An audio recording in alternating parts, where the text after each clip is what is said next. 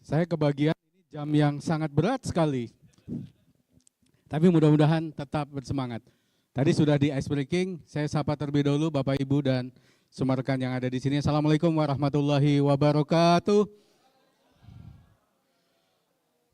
Semoga masih tetap semangat dan kita bisa menyelesaikan agenda kita pada sore hari ini. Dan saya akan terlebih dahulu mengundang para narasumber kita yang sudah hadir pada kesempatan siang hari ini. Waktu kita memang agak lebih cepat ini.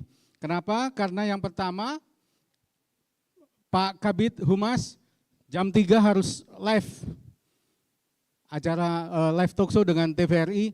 Kemudian Pak Jenderal Arief Wicaksono juga harus terbang kembali ke ibu kota. Ya Pak Troy, mohon maaf saya nyebut ibu kota Pak. Ini supaya kita lebih hangat ya. Baik, saya akan undang terlebih dahulu satu persatu. Yang terhormat saya undang Bapak yang terus menerus arif dan bijaksana. Sejak dulu saya kenal sampai sekarang beliau memang terus arif dan bijaksana. Hampir 20 tahun tidak bertemu dengan beliau, sejak menjadi Kapolres, menjadi Direskrim, karena dulu belum ada dan narkoba. Saya sudah mengenal beliau, sosok yang luar biasa. Kami undang dengan hormat Bapak Irjen Purnawirawan Arief Wicaksono, Ketua Harian Kompolnas Republik Indonesia. Kita berikan aplaus yang hangat. Selamat datang, selamat kembali Pak, pulang kampung ke Kalimantan Timur. Bagi jurnalis-jurnalis senior, beliau tentu tidak asing lagi. Kiprah Pak Arief Wicaksono ini sudah sangat dikenal. Saya dulu ingat satu yang saya kagumi dari beliau, bahwa Pak Arief ini Kapolres pada saat itu yang menguasai beberapa bahasa asing. Jadi saya bilang hebat nih Pak Kapolres bisa beberapa bahasa, sehingga tak salah kalau akhirnya Pak Kapolri waktu itu memberikan kepercayaan beliau bertugas di Interpol di Amerika Serikat sampai 7 tahun ya Pak Arief ya. Iya, baik. Terima kasih Pak Arief. Kemudian yang kedua, saya undang dengan hormat, ini lagi hangat-hangat juga, ini tokoh yang cukup fenomenal. Fenomenal kenapa? Pasca putusan MK, beliau sering dicari karena mungkin Pak Basuki Hadimulyono agak sulit ketemu atau apa, jadi yang jadi sasaran beliau ini, ya Pak Troy yang selalu dihubungi siapapun. Nah, jadi kita undang Pak Troy Pantau, juru bicara Otorita Ibu Kota Nusantara. Selamat datang Pak Troy. Kita berikan aplaus yang meriah untuk Pak Troy Pantau.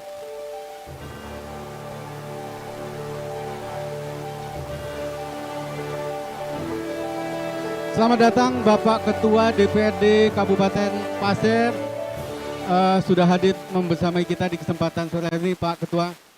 Baik Pak Troy, mudah-mudahan juga sehat ya Pak. Alhamdulillah sehat. Tetap harus sehat dan semangat Pak, karena hari ini kayaknya banyak juga yang akan berbicara.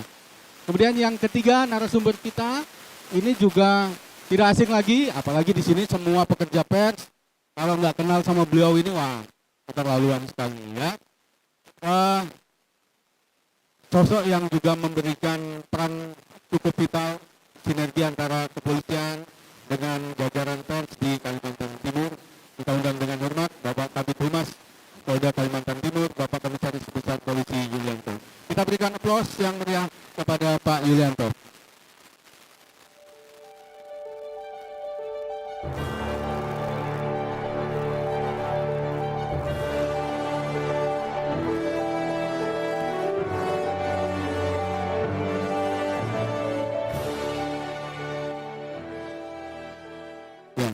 Ini siang juga agak mepet-mepet gini kan supaya hangat Pak, supaya nggak ngantuk.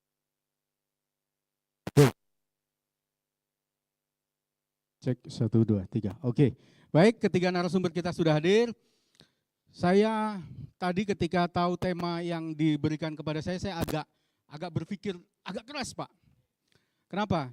Karena yang satu beliau sudah tadi Kompolnas dengan segala tugas dan fungsinya, kemudian ada Pak Troy, kemudian ada Pak Kabid Humas. Saya mencoba menghubungkan kira-kira apa benang merah di antara ketiga narasumber kita pada kesempatan hari ini. yang akan menjadi tema menarik bagi perbincangan kita, terutama bagi insan pers. Saat ini kita tahu kita hidup di era pembangunan fisik sebuah kota masa depan, ibu kota baru, kemudian di satu sisi kita bicara soal reformasi institusi kepolisian, kemudian ada lagi juga kebebasan pers yang bertanggung jawab dalam satu ekosistem yang saling bergantung.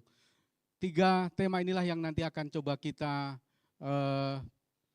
elaborasi dan mudah-mudahan teman-teman bisa mengambil hal yang positif dari perbincangan kita. Untuk mengawali kami persilahkan terlebih dahulu ke Pak Arief Wicaksono untuk menyampaikan paparannya, tapi ini singkat-singkat mohon izin Jenderal. Ya, kita akan tahu Pak Prabowo itu di program Astacitanya yang ke-7 itu menitik beratkan salah satunya terhadap reformasi birokrasi. Dan Polri juga membentuk satu lembaga kemarin terkait dengan reformasi Polri. Kita sudah melihat kemarin hasilnya seperti apa. Kita pengen tahu dari Pak Arief secara umum reformasi birokrasi dan penegakan hukum yang berkeadilan di tubuh kepolisian itu seperti apa. Karena kita ngomong hari ini terkait dengan teman-teman pers, Pak, kita pengen dapat perspektif. Menurut kajian yang sudah dilakukan oleh Kompolnas, apakah kepolisian saat ini sudah mendukung iklim pers yang baik di Indonesia? Jangan sampai di satu sisi kita ngomong reformasi birokrasi, reformasi Polri, tapi dengan teman-teman pers misalnya masih seperti apa? Nah, ini di sini ada praktisinya langsung yang setiap hari bertemu dengan teman-teman, Pak Yulianto juga ada. Tapi mudah-mudahan tidak merasa bahwa dengan adanya Kompolnas ini bahwa seperti apa gitu ya Pak. Tapi kita ngomongnya bebas pada hari ini tapi tetap bertanggung jawab. Kami persilahkan Pak Arief Wicaksono untuk menyampaikan entah itu paparannya disampaikan boleh Pak atau highlight kita supaya siang hari ini kita mungkin lebih banyak berdiskusi dengan rekan-rekan yang hadir di sini. Kami persilahkan Pak Arief, monggo Pak.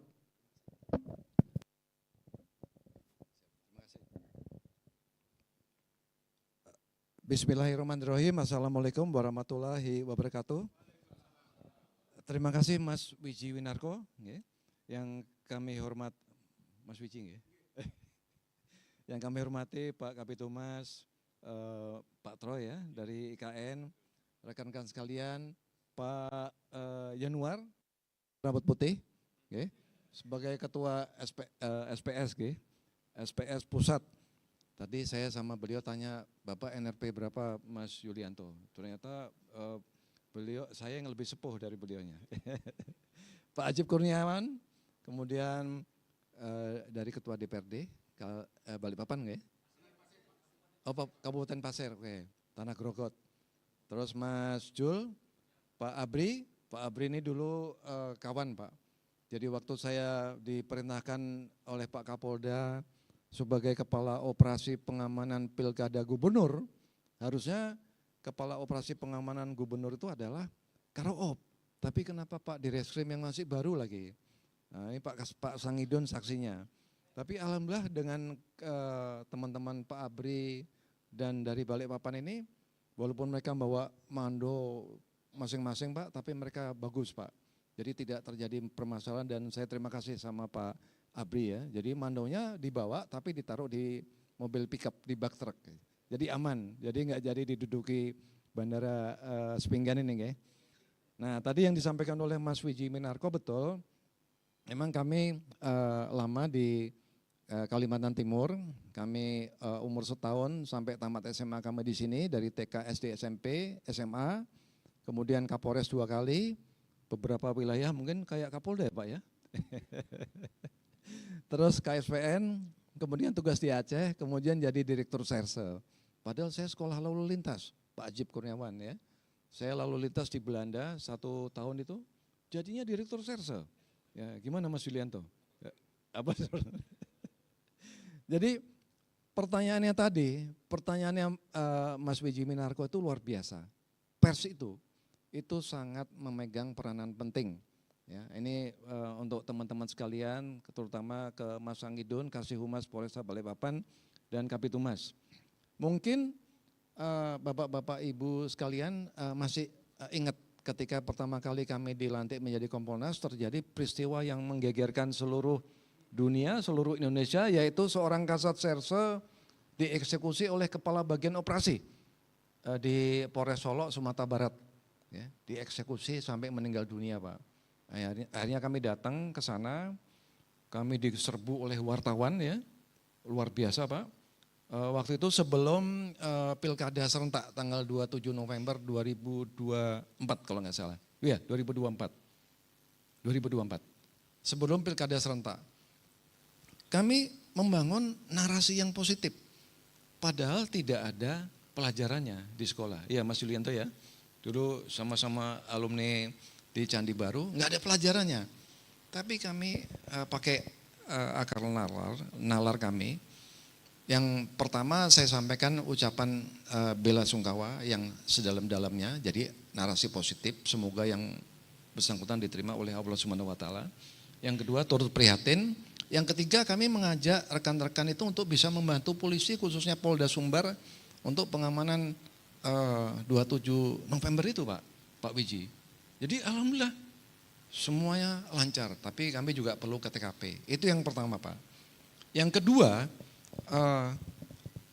ketika kami banyak berinteraksi dengan, sebagai Kompolnas banyak berinteraksi dengan polda-polda di wilayah, itu yang selalu saya ingatkan kepada mereka itu adalah membangun komunikasi publik yang baik.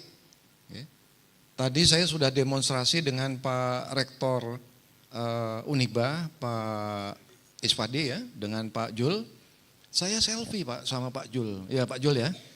Pak Jul ini komandannya di Pemkot Balikpapan setelah Pak Wali Kota. Saya selfie sama beliau. Terus saya demonstrasikan kepada Pak Jul, kepada Pak Rektor, Pak nanti saya buat ini saya dengan Pak Jul fotonya salaman atau hormat, salaman ya.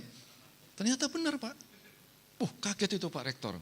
Kok bisa Pak Arif? Ya dengan yang dibilang sama Mas Wiji tadi, artificial intelligence. Ya.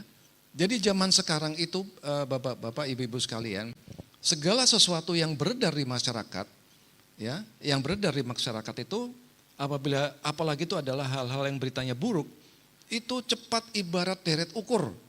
Ya.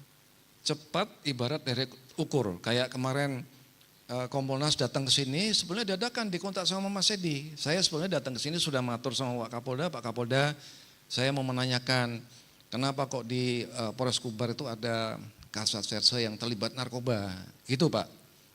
Saya sampaikan gitu, terus beliau kasih jawaban, akhirnya supaya memastikan saya datang. Napanya begitu saya datang, itu rupanya tentunya saya memberitahu Pak Kapolri, Pak Irwasum dengan Pak Kapolda, rupanya sudah diberitahu. Jadi akhirnya ada operasi Kasat Reskoba Kukar sama di Samarinda. Nah itu Pak, itu membawa dampak positif. Artinya segala sesuatu yang beredar di masyarakat itu ibarat deret ukur, tapi terkadang reaksi kita itu ibarat deret hitung. Nah kenapa saya berani ngomong begitu? Karena ternyata setelah ada penangkapan di posting di media ya Pak Edi ya, itu di media itu sudah dioncai dari profilnya, fotonya ganteng, orangnya ya Pak Edi ya, NRP-nya, kelahirannya, itu berarti mereka sudah diadili Pak secara sosial. Nah sekarang tinggal bagaimana perannya Pak Yulianto sama Pak Sangidun untuk bisa mitigasi diberikan, digetuk tularkan kepada rekan-rekan yang lain. Nah dengan apa kita bisa menyelesaikan? Ya dengan media. Dengan Tribun Kaltim, dengan Kaltim Pos, dengan Balikpapan Pos, dengan Samarinda Pos. Itu yang pertama.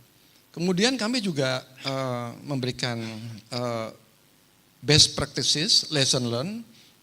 Ketika kami melaksanakan tugas penegakan hukum di wilayah Kalimantan Timur, itu saya nggak bisa menghindar Mas.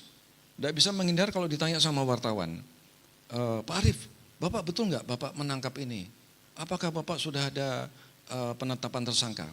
Dikejar terus sama Tribun Kaltim, Samarinda Pos, sama Kaltim Pos Pak. Nah ketika kami memberikan jawaban lambat itu dikejar terus. Tapi ketika sudah saya jelaskan, iya betul, si A itu sudah jadi tersangka. Nah, ternyata reaksi dari teman-teman jurnalis malah sebaliknya. Nah, ini izin saya berdiri kalau diperbolehkan ya Mas Wiji ya. Nah, ini ada yang di kisi-kisi dari Pak Edi tadi tentang bagaimana reformasi Polri, kemudian bagaimana tentang SDM. Jadi reformasi Polri itu tadi, itu memang dari tanggal 5 Mei kemarin kami mendapatkan berkah. Kami itu maksudnya Kompolnas, Pak. Bosnya Pak Bambang, Pak Yulian tadi ulang tahun. Bosnya siapa, Pak? Pak Kapolri, tanggal 5 Mei. Terus Kompolnas itu dapat gedung baru. Gedung birunya Mas Edi ini kalah. Pak Ajib Kurniawan kalah gedungnya, Pak. Kami dapat gedung 6 lantai. Tadinya cuma dapat sauprit di PTK ya. Sekarang dapat gedung baru dan diresmikan tanggal 5 Mei itu. Kok dilalah Pak Kapolri ulang tahun, ada peresmian gedung baru, Menteri hadir, Menteri Menko Polkam sama Menteri PPA. Sorenya Pak Kapolri, Pak Menko dipanggil sama Pak Presiden, ini ada 6 reformasi Polri yang sudah disetujui. Jadi lanjut. Nah, jadi salah satu tugas daripada ini, lanjut ya. Lanjut, ini komposisi Kompolnas. Nah, ini yang nomor 7 ini sangat berkaitan dengan tugas polisi, Astacita Bapak Presiden memperkuat reformasi politik, hukum dan birokrasi serta memperkuat pencegahan dan pemberantasan korupsi dan narkoba di Polda Kaltim. Betul ya Pak Yulianto ya. Tetapi ada sesuatu yang kami berikan penghargaan tinggi kepada Polda Kaltim karena mereka gerak cepat. Buktinya sudah diungkap semua, Pak. Kampung narkoba di Samarinda diobrak-abrik, omset setoran 200 juta satu hari. Alhamdulillah. Jadi membuktikan polisi Polda Kaltim itu mendukung programnya Pak Presiden. Lanjut. Nah, dan yang tidak lupa juga bahwa Polda Kaltim atau Polri itu juga mendukung ini ketahanan pangan. Kami kemarin monitor di beberapa tempat ya, Pak Yulianto ya, itu ada kebun yang dijadikan SPPG, yang dijadikan tanam jagung. Karena teorinya begini, teorinya Pak Presiden itu, kalau misalkan pemerintah itu bisa membantu kebutuhan paling mendasar masyarakat, ya, artinya bisa meminimalisir keinginan untuk melakukan suatu kriminalitas. Karena orang jambret, nyolong itu kan nyari duit, Bang. Jadi program ketahanan pangan itu banyak dibantu oleh Polri, termasuk dengan adanya program sosial makan bergizi gratis. Teman-teman bisa melihat SPBG yang dibangun oleh Polri, alhamdulillah selama ini aman. Betul ya Mas Yuli ya? Yang bermasalah yang bukan yang dikelola oleh Polri. Lanjut. Nah kemudian rekomendasi itu ada 6. Ada 6, yang pertama posisi Polri tetap ya, itu tidak bisa diragukan lagi, tetap di bawah Presiden karena supaya cepat dalam pelaksanaan tugas lapangan dari Sabang Merauke, dari Miangas sampai Pulau Rote. Nah yang kedua adalah penguatan Kompolnas. Kompolnas itu seperti apa dikuatkan, nanti akan kami sedikit jelaskan. Kemudian yang ketiga adalah proses bagaimana pengangkatan dan pemberitaan Kapolri sudah jelas seperti yang sekarang ini tidak perlu diragukan lagi. Yang keempat adalah ini aspek kelembagaan dan aspek manajerial. Ya. Kelembagaan itu meliputi 3 unsur, yaitu instrumental, struktur, dan kultural. Kalau manajerial itu meliputi pembenahan tata kelola, pembinaan dan operasional. Nah, pembinaan itu ada SDM Pak Yulianto. Jadi di situ ada perekrutan, kemudian ada penempatan, kemudian juga ada pengakhiran tugas. Nah, perekrutan itu diharapkan menjadi prinsipnya betah, bersih, ya, akuntabel dan humanis. Jadi perekrutan itu tidak ada lagi yang menggunakan uang. Jadi semua berdasarkan bersih, akuntabel, dan humanis. Perekrutan anggota Polri. Nah, kemudian ada penugasan anggota Polri di luar institusi ini, kalau tidak salah, ini akan dilihat lagi, bukan dilarang, bukan, tapi diatur. Ya, diatur masalah berapa lamanya atau limitasinya, Pak Wiji. Ya, jadi kenapa? Pak Profesor Hermawan Sulistyo mengatakan, loh, polisi ini sipil, makanya sangat cocok ditempatkan di lembaga sipil yang memerlukan keahlian, kompetensi dari Polri. Kemudian juga ada namanya revisi Undang-Undang Polri. Undang-Undang Polri itu revisi itu ada yang Undang-Undang Kepolisian, Perpres, Peraturan Pemerintah, Perpol itu ada 8, Perkap itu ada 24. Nah, ini memerlukan waktu setidaknya sampai 2029 ini. Nah, lanjut. Nah, ini yang kami sampaikan tadi bahwa aspek kelembagaan itu tadi ya, 3 aspek, kemudian manajerial meliputi tata kelola bidang pemilihan dan operasional. Nah, operasional itu menyangkut masalah fungsi daripada Polri. Rekan-rekan sekalian, itu ada fungsi lalu lintas, fungsi reserse, fungsi intelijen, fungsi Bimas, fungsi Samapta. Yang paling banyak berhubungan dengan masyarakat adalah fungsi reserse. Ya, bagaimana mereka membuat laporan, bagaimana polisi menindaklanjuti laporan itu, bagaimana kemudian masyarakat diberitahu update-nya. Itu fungsi reserse. Kemudian fungsi lalu lintas, ya, semua dari kita ini pasti menggunakan jalan raya. Nah, di situ lalu lintas ada kepengurusan SIM, surat izin mengemudi, sama surat-surat kendaraan bermotor. Itu pasti jelas. Kalau nggak salah Pak Sangidun dulu pernah tugas lalu lintas ya? Sudah? Oh belum. Kemudian fungsi intelijen, ya. Kan kita kalau mau cari kerja kan dibutuhkan SKCK, ya, surat keterangan catatan kepolisian ya Pak Yulianto ya.